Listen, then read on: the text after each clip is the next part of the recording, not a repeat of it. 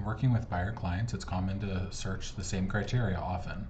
We can save some time using the saved search feature on the MLS. First, we're going to do a quick search. And we're going to set up our search for how we want. Here, we're going to do 250,000 to 300,000. We're going to say zip code 79935.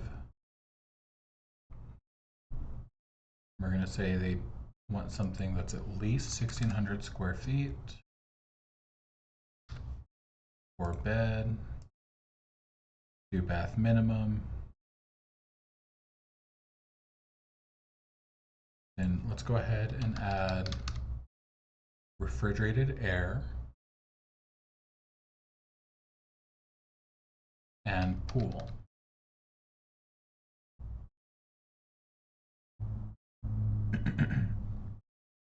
Now that we've got these in there, currently we have 0 results. But if this is the criteria our buyer wants, we want to be able to search this consistently. So instead of setting that up every time, we're going to click Save in the top right, hit Save Search.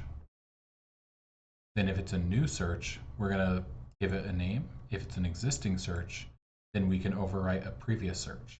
For this example, we're going to do a new search called Test Search. In the description, I recommend doing a description based on the filters you use. So price between 250 to 300,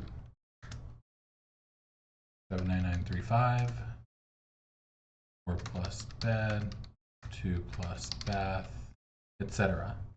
That way, when you're referring to this save search later, you'll have the information there.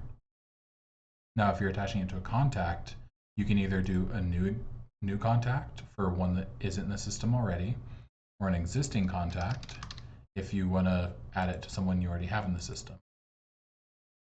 Then you hit save, and that saved search has been created.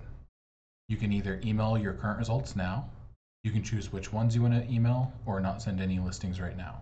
For now, we're just going to dismiss this and not send any emails. Next, we're going to see where you can actually manage your saved searches. You can hit Menu. Then you can either type Saved Search in the bar, or under the Search section, click on Saved Searches.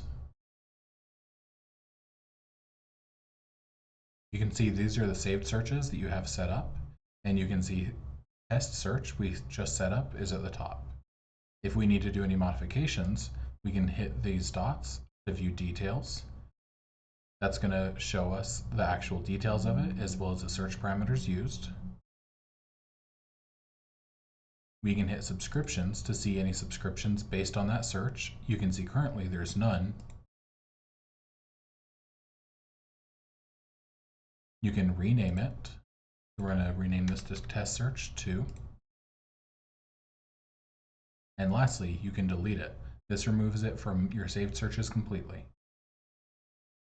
For now, we're going to click on Test Search, and it runs the search for us. You can see on the left side, we're doing refrigerated air with a pool, active or active under contract, 250 to 300,000, 79935, 4+ bed, 2+ bath, and 1,600+ square feet.